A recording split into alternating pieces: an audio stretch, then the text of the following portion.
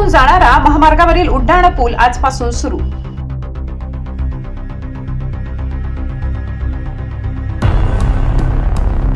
नवापूर शहरातून जाणाऱ्या राष्ट्रीय महामार्ग क्रमांक 6 चे चौपदरीकरणाचे काम अंतिम टप्प्यात आले आहे। यामध्ये दिनांक 24 मार्च 2025 रोजी दुपारी देवळफली भागातील उड्डाण पूल सुरू करण्यात आला।